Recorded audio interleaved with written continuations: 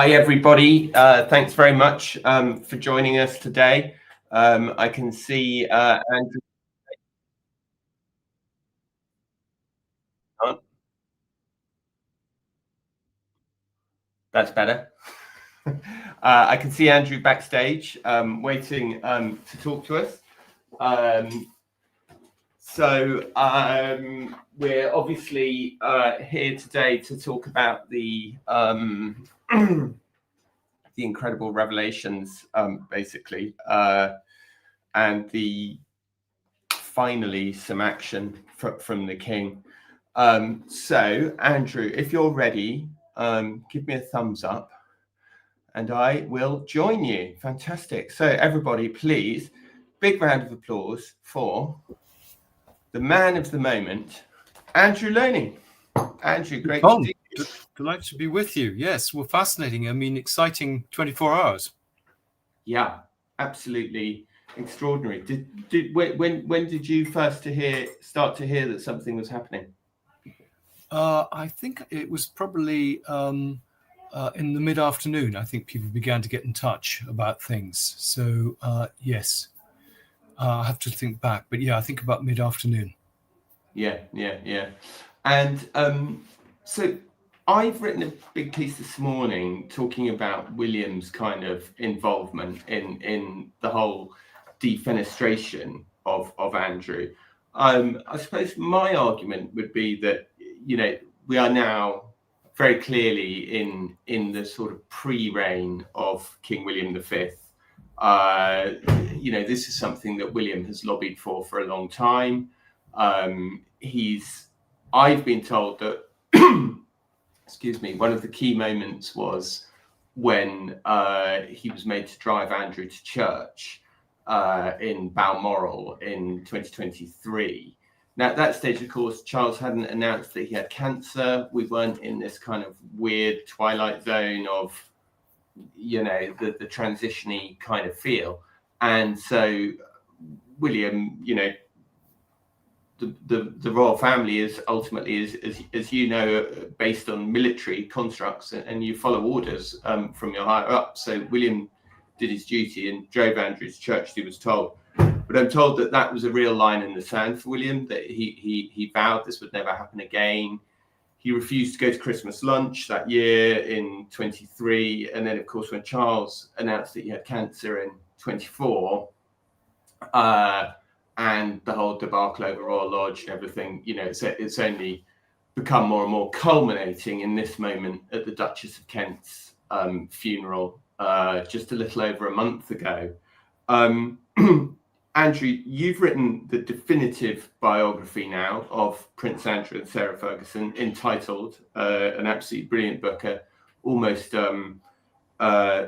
single-handedly, I think, kicked open the door for all these revelations about Andrew that have followed. But could I ask you, have we ever seen an heir and a sort of move against their uncle in such a way, or the not particularly their uncle, but have we ever seen an heir exert such power over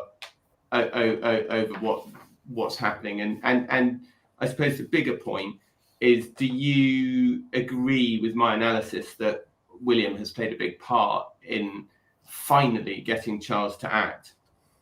Yes, absolutely, I do. And I think most commentators, share that view. And it's certainly from one of my sources that William was very much behind it, that Charles was still faffing around.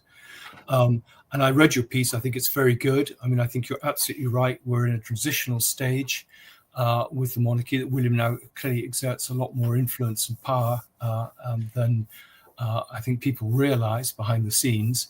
I mean, you ask whether this has happened before, and I think you actually have answered that question yourself when you talked about how Charles and Andrew ganged up against Christopher Geit, or perhaps Sean Kay has talked about this. And that was a moment in the same way where the Queen her powers were slipping away, and the new generation were sort of beginning to exert their influence. I mean, I think it is very interesting. I think, the king is now looking at his legacy rather than anything else. And it's William who's the enforcer coming in to make sure everything is sort of working. But I think the interesting thing is that, it was a pretty cack-handed attempt, I think, on Friday to try and shut down the story. And I don't think the story will be shut down because there's just so much more stuff still to come out. And because it doesn't really address the concerns people have. Andrew's still in Royal Lodge. He hasn't actually lost these titles. They're just in abeyance. And there's been no sign of contrition from anyone, whether it's the palace or Andrew, about this. There's no question of Andrew and Sarah actually explaining their relationship with Epstein. There's no chance of any sort of police investigation into Andrew and the sex trafficking. And there's no question at the moment of any investigation to his time as a trade envoy and the financial corruption. Because though clearly it's the Epstein connection which has sort of led to this, there must be concerns behind the scenes about the financial corruption that was going on and the way that both he and Sarah monetized their royal status to make money for themselves. Yeah, absolutely, Andrew. I completely agree with you. This really striking thing about this statement is the complete lack of contrition, the complete lack of an apology, the complete lack of any form of apology for anything other than to say I completely deny it. This is the actual statement. In discussion with the king and my immediate and wider family, we have concluded that the continued accusations about me distract from the work of His Majesty and the royal family. I have decided, as I always have, to put my duty to my family and country first. I stand by my decision 5 years ago to stand back from public life. With His Majesty's agreement, we feel I must now go a step further. I will therefore no longer use my title or the honours which have been conferred upon me. As I have said previously, I vigorously deny the accusations against me. Ends. Well, it's just the most, you just feel like every time Charles or the royals or the institution or whatever you want to call it, the men in grey suits, whatever you want, every time they have this in grasp, it somehow slips through their fingers. And surely this was the moment for Andrew to say, I'm desperately sorry, I'm so apologetic, I'm terribly, terribly sorry. I've made a series of appalling mistakes and I've renounced my title completely and fully. And do you know what I mean? That would have been much more clear, wouldn't it? It's just amateur night. I think, they have these advisors who clearly give them terrible advice. But it just plays to just show how arrogant the man is. Because, this was, every sentence there was a lie. He didn't stand back. He was forced to stand back 5 years ago because of complaints. If he was putting his country and his family first, he would have moved out of Royal Lodge years ago. And this would have happened years ago. So absolutely. And this statement should have come from the king, not from him. And it should have said, we've dealt with this issue. This is what we're doing. And we're distancing ourselves from this appalling behavior. He's brought shame on the family, etc. And it's all half measures in the hope that us peasants will sort of pluck our forelocks and say, that's great. Thank you very much. You're very open and straightforward. And they're not. It's all smoke and mirrors the whole time. I think this has made the situation worse, actually, rather than improve it. Right. And that, of course, is the other thing that I think is so hard to understand about the sort of crisis management at the palace, which, they used to be quite good at crisis management. Do you know what I mean? They used to be able to, it feels like, I sort of felt like the whole discipline thing completely collapsed when Prince. Christopher Geidt was the last adult there. It's just amateur night there now with these people because they're all complete sycophants who tell King Charles what a wonderful man he is, and that's how Andrew has gone through his life. And they need a few people, the sort of Patrick Jeffsons of this world, who actually are intelligent people who tell it as it is. So, sorry to interrupt, but I agree. No, you're right. It's extraordinary. They've got all these people, but they just can't get it right. Every time they kind of balls it up, I'd say. Yeah, no, absolutely. We've got the royal rota saying how wonderful and etc. and buying into all this and the poor daughters shouldn't be penalized. This was a deal done. He's given up on his own ambitions and his daughters now he's trying to protect. And that was the sort of deal that was done. Basically, you take the penalty, and we'll make sure your daughters are okay.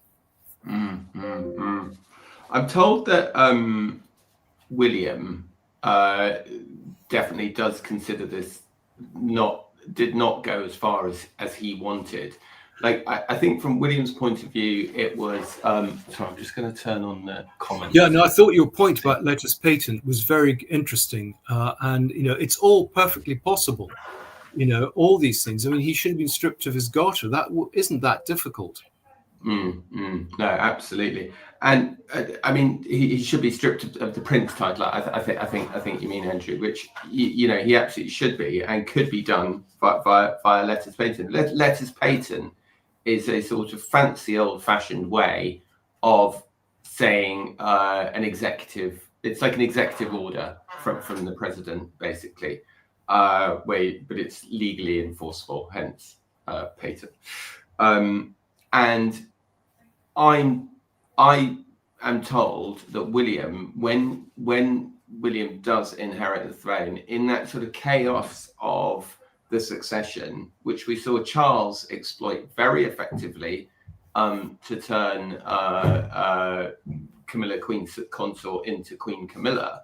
I'm told that William's going to do the same thing, and that within a couple of weeks of his succession, new letters patent will be issued, and the whole lot of them will be gone. Because actually, it's not helping anybody to have Prince Andrew, Prince Eugenie, Princess Archie, Prince Archie, Princess Lilibet. It's not actually helping anybody, and it's certainly not helping the British monarchy, which is the key thing that it was set up to obviously create this wonderful unified family.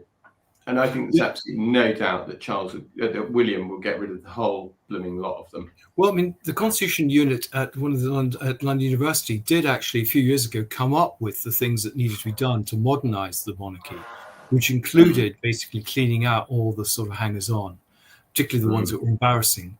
And so they had all sorts of, bits of briefing that would have given them opportunities to do this. And only it seems to me William has grasped that so far. But I think you're absolutely right, and it must be a slightly, there's a warning shot being sent across to Montecito now that Harry's days are pretty numbered. I must say, a lot of our commenters are writing in saying, will you write a book about, they want you to write a book about Meghan and Harry. Is it something you'd consider or something you're working on? No, well, I'm doing Prince Philip. I much prefer working with documents, but Tom Bauer has just delivered a book, a second book on Harry and Meghan. And I mean, there are lots of people, you, Shauna, lots of other people who follow this much more closely than I do, who do a brilliant job on it. So I throw it back. I think, that's your next book. Do you think that, do you think we're going to get to a stage if Charles continues to get sicker, are we inevitably going to get to a stage where there's going to have to be some kind of regency, or he's going to have to start doing what the Queen did when she very much, all the it was very much a co-monarchy for the last few years. Do you think that we are now in that stage, basically, with this? I think we're in the early stages of that transition, rather. I mean, I think the interesting question is, how much will William step up to the plate? There've been big concerns. He's very determined to put, his family first, understandably. And I'm told that will change when the kids are older. Yes, but the problem is he may come to the throne before the kids are older. That would, understandable. Let them have a childhood. Let them, a bit like the Queen, Prince Philip had their time in Malta, a little bit. But I think it is going to be pretty tough if Charles only has a few years to live, which is what people suspect. Then they're still going to be pretty young, and this is a problem. Is William ready for this job? I mean, it's shown with some examples like this that he's prepared to be tough and decisive, and I think that's what people want. And I think one of the accusations against Charles all his life is about his inability to make decisions. Yes, he's a great vacillator, Charles, isn't he? And I'm told that if he can't decide between two decisions, the answer is just to do nothing, which sometimes is not the worst idea, rather than rushing in and doing the wrong thing. But I think that when you do nothing for 2 years about something where it's actually really obvious what you need to do, he's just the whole thing is just so strange. The whole, and I do feel actually that Charles, by bringing Andrew and Sarah back into the fold, I think is a little bit responsible for the, more than a little bit. He's considerably responsible for the whole thing as well, because it just renewed all this focus and attention on them. I mean, I dare say if, after, I know that the Queen allowed Andrew to walk her down the aisle, asked Andrew to walk her down the aisle at Prince Philip's memorial, but that, that I felt was understood by people as a one-off. It was her husband's memorial. That was a he family hadn't had a proper funeral. It was, and it was, she was very elderly and that. But then I just feel like when Charles came in, it just became like a matter of course. Like suddenly Andrew was there again. He was there again. He was there at Easter. He was there at all these things. And it was like, that was not what they said was going to happen. No, and exactly. I felt like they were gaslighted into, oh no, he's always been able to come to family events. Like, I'm like, well, I don't think that was the deal, actually. I think the deal was that we never saw him again. Yes, he'd been marginalised. I mean, and sticking Fergie in the royal box at Wimbledon, kissing her hand at Ascot. I mean, also giving them a police escort to the Duchess of Kent's funeral. I mean, it's extraordinary. But, I think the thing is, they had sort of made the right steps and then they went 2 steps backwards. But I agree, and maybe they've learnt the lesson. But I think maybe the problem is they seem to keep repeating the mistakes in the way that Fergie keeps repeating mistakes. Yeah, no, I know it's absolutely it's the whole thing is crazy. So, do you think that there's a sense here of a sort of that Charles was sort of too proud to admit that he was wrong of bringing them back in, and that's why it's taken so long for him to take action? Well, I think, the other problem is, what compromise do Andrew and Sarah have on the rest of the royal family? And is that the reason why they have to be embraced so closely? I mean, that's always been one argument. But it could be that just Fergie had worked on Camilla and Charles is a bit of a softie and let them back in. But, I think both of us know that, Edward and Sophie are not great fans of Andrew and Fergie. So, I mean, there are tensions within the family, which you would have thought actually, things like that only exacerbated it. But, these two are pretty shameless in the way they operate. And as we saw at the Duchess of Kent's funeral. So I think that any vulnerability they exploit, and they clearly did that with the king. I feel sorry. He's got his own priorities, and he's probably quite vulnerable. But hopefully they learned the lesson that these guys need to really be banished. I mean, the Duke of Windsor was sent abroad, and there must be ways of sending them abroad. I've been trying to resurrect the Rianda scheme for them as a way of just getting them out of the headlines, because every time we see him riding around the Windsor estate, it's just further confirmation that he's actually still part of the same scene. Yeah, I know. And Charles is terribly damaged by this, isn't he? I mean, this is a huge battering for Charles's reputation, and especially as you say, that actually, is it even over? Well, as you say, I don't think it is at all. He's still Prince.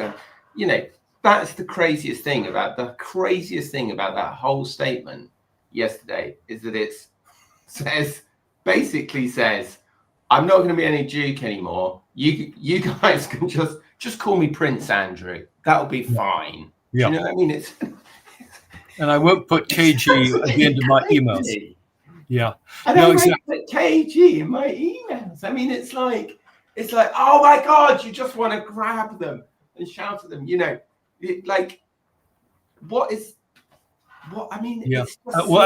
And then Sarah Ferguson saying, "Oh well, I never really cared about being a duchess," when she's monetized the Duchess the last 40 years. On her Instagram, Sarah the Duchess. I mean, I'm told on her WhatsApps. I mean, you probably have seen more of her WhatsApps than me, but apparently she's Sarah the Duchess on WhatsApp as well. Yeah. Or Duchess Sarah. I mean, it's just unbelievable, and I think that I definitely, I mean, I did understand, that per the, complex British rules of blah, blah, blah, that Sarah was allowed to keep that title. But, Princess Diana didn't get to keep her title after she got divorced. No. Like, it was downgraded, it was changed. Like, they could be bothered to do it for her.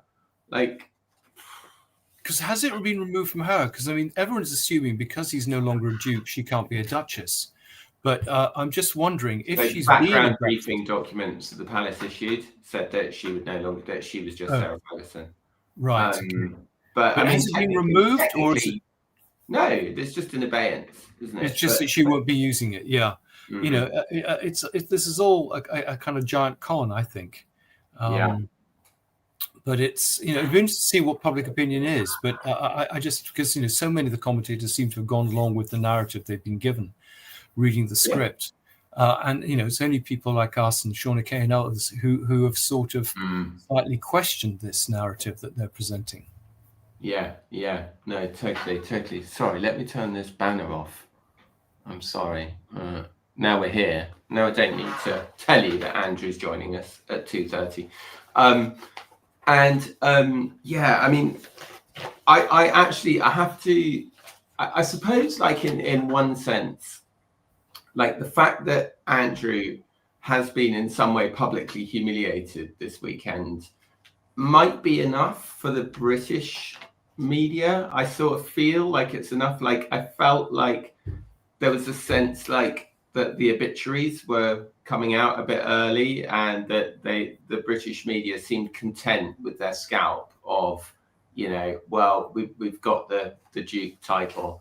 But I don't know if it's going to be enough for, the wider global, the Facebooks and the Twitter. Exactly.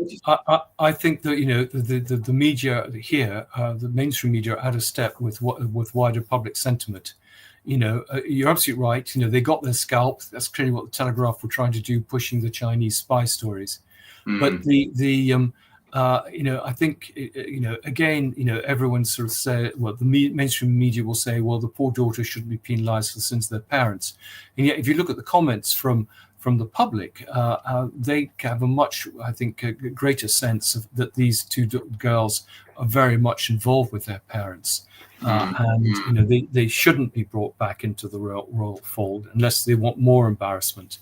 So, I think there's a disconnect between the mainstream media, and they need to perhaps look at the comments a bit more and maybe listen to people slightly on the margins, or more, should we say, independent commentators like you, and actually kind of understand things. Because also the great difference between you and a lot of them is you have really good contacts, actually who know the royals, as opposed to getting the handouts. Well, thank you. It was interesting, wasn't it, the other day? There was a news story saying Eugenie's new AI firm, which is like about AI and emotional intelligence, had declared wonderful profits of £500,000. I was just like, really? That seems quite a lot of profits for a company to declare after, like, literally sort of half an hour of operation. Yeah. Well, we need more scrutiny. Very suspicious. The whole thing. If we had the Royal Register, which people have been calling for, and if they filled it out accurately, I think we would have some greater sense. I mean, the problem with the Yorks is they run all these companies which are not audited, and so one has no idea of what they're doing with their business activities. And the fact that Andrew's accountant is the same accountant as Baroness Mohn, the woman who's just been found to have embezzled the British government of millions of pounds. Good detail. Is not a very promising sign, is it? No, it's not. I mean, I do feel sorry for the girls, because I do know, like, lots of people who know them, and, like, you'll never hear anybody say anything other than that, they're very nice, they're very sweet, they're, on a personal level, people do generally like them. But I think it's just inevitable that they've been drawn into it, and there have been, the court cases, here's, £500,000 for your wedding. I mean, a birthday present. I mean, and it's, I feel that they very much are the victims for it. I feel like they probably are going to be able to disentangle themselves just about. I mean, I think that probably the greatest blessing of all for those kids is that Charles kicked them out of the royal family 10 years ago. I mean, I think that's probably the silver lining for them of the whole thing, is that they've never had any serious official position as adults. They've never had royal security. They've never had, all they've had is the titles, which admittedly they have exploited. But I think, you know, it's quite interesting, isn't it? If you think, well, if actually the same thing had been done with Andrew and Sarah when all of this started, he'd probably be living quite a happy, you know, life now, going to his shooting weekends and mucking about fixing the gutters at his house and that kind of stuff. And instead of, you know, Charles keeping him, oh, we're a family, we forgive each other, he's my brother, I'm a Christian, I'm the this, I'm the that, I'm the other, come to church with us, come to lunch with us, bring your ex-wife to lunch, you know, I mean, bring your ex-wife to Buckingham Palace for my cancer event. It just, I definitely feel like Charles has just emerged from this just so damaged, and I just can't imagine that nobody said to him at some point, you know, maybe not, sir, maybe not. But, well, I mean, to be fair to King Charles, he didn't want Andrew to be a special trade envoy because he knew he'd just go off and play golf and chase girls. And that was rule by Peter Mandelson and Tony Blair, and in fact by the Queen. But, you know, that was really sending him into the sweetie shop because it gave him all sorts of opportunities, you know, and then was pitched at the Palace, which again wasn't properly supervised, you know. And I have to say, directors of Pitch at the Palace have to, a global, where he was creaming off some 2%, have to take some responsibility too. I mean, what were they doing operating a company where a charity was being abused in this way with a 2% skim? You know, none of them have been prepared to speak, certainly to me, or I haven't seen them speak on the record anywhere else. You know, so he was abetted in a lot of these things. And, you know, why was he made the royal responsible for the fashion industry or in charge of English National Ballet? I mean, these were just putting temptations in front of him. You know, he should have just been doing the engineering stuff and keep him out of mischief. Yeah. Well, an extraordinary weekend. I'm going to let you go, Andrew, because I know you've got a very, very busy weekend with everybody wanting to speak to you. So I'll let you have a break and grab a sandwich before your next media engagement. Well, but always thanks nice so to talk much. to you. And thanks everybody for joining. Bye. Bye.